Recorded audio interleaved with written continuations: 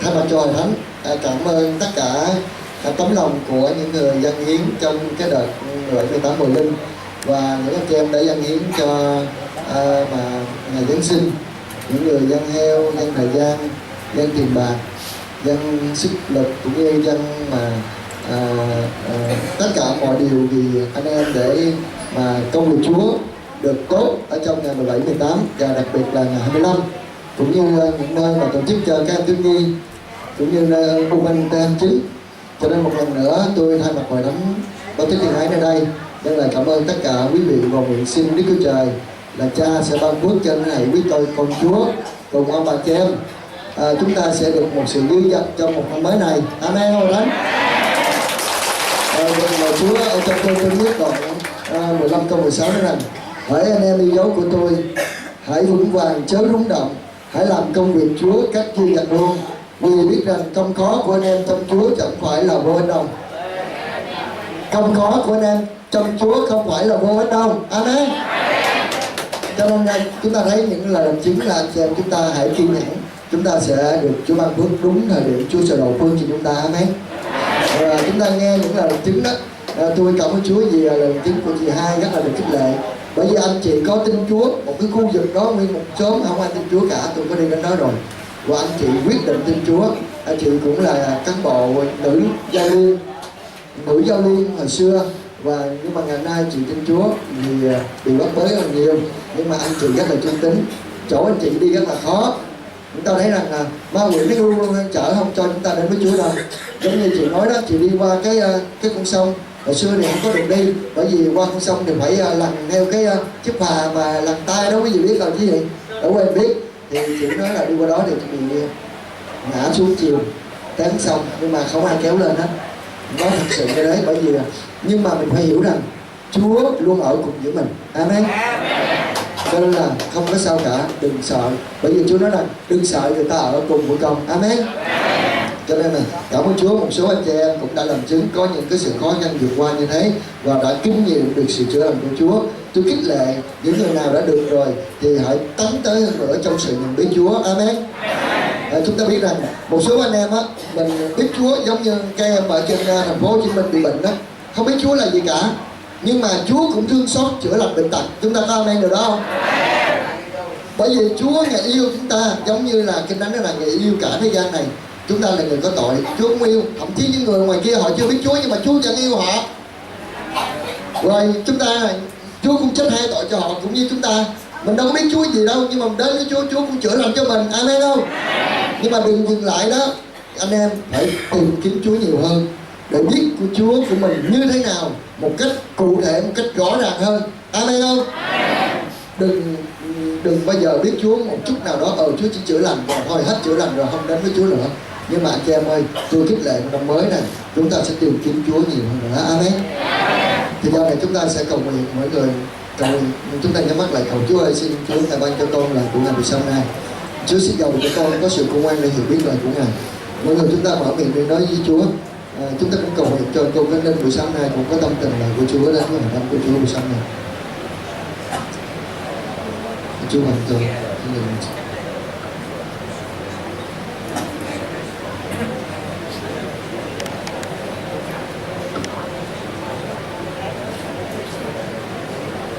xin Hội Thánh cùng hiệp ý với tôi để chúng ta trình lên lời cầu nguyện.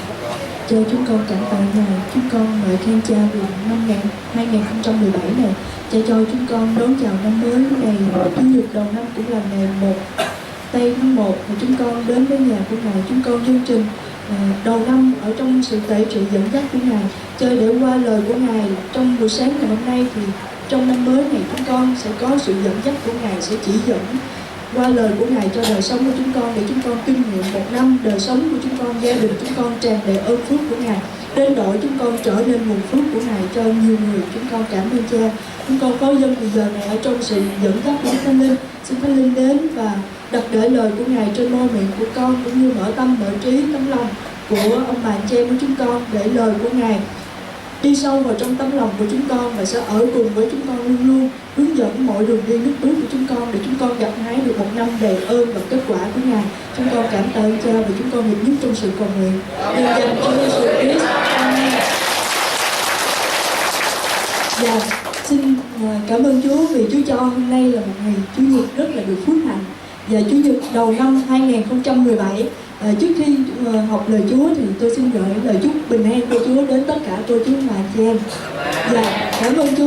Dạ, không phải chúc thôi, nhưng mà bài hôm nay không phải là một bài học đâu, nhưng mà là một cái món quà qua lời của Chúa để gửi đến tất cả cô chú và chị em trong một năm mới. Để qua lời Chúa làm như thế nào chúng ta nhận được phước.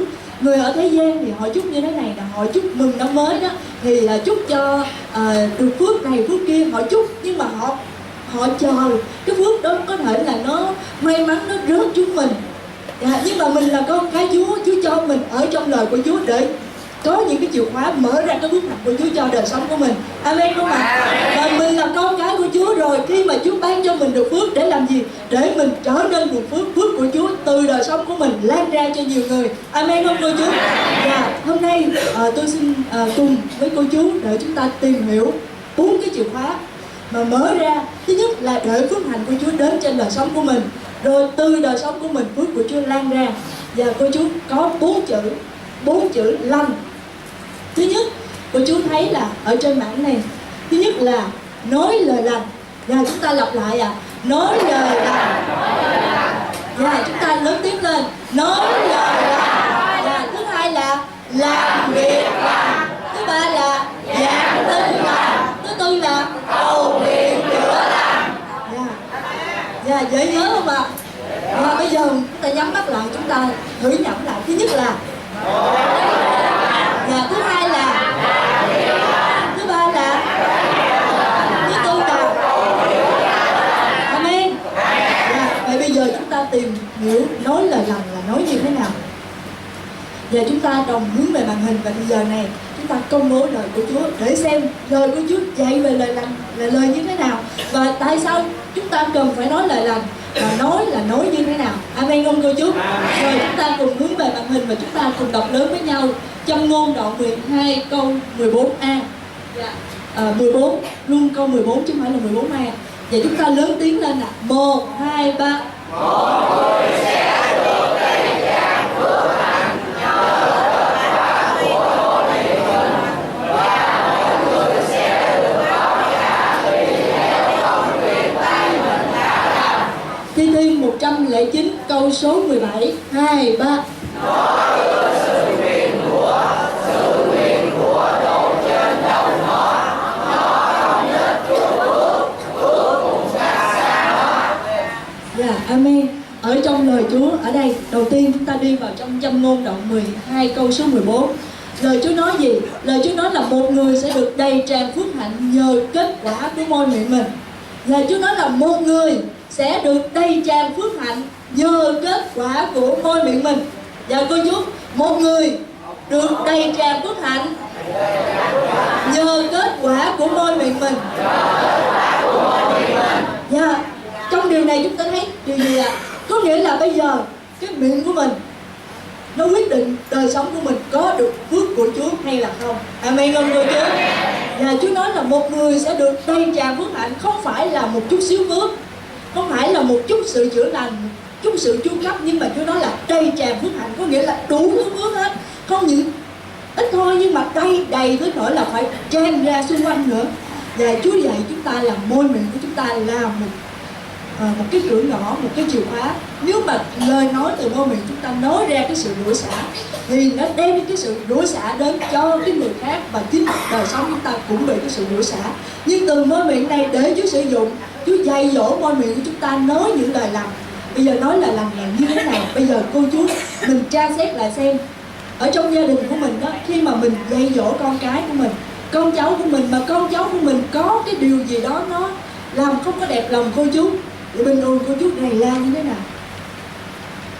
Sao mà mày quậy quá, mày phá quá, phải không ạ? Và mày tối ngày là mày là đồ ăn hại, mày làm không có được việc gì, có không ạ? Và chúng ta phải cầu nguyện với Chúa ăn năn cái điều này cô chú. Cô chú có được đầy tràn phước hạnh, có được một người con khôn ngoan ở trong Chúa hay không là do môi miệng của mình.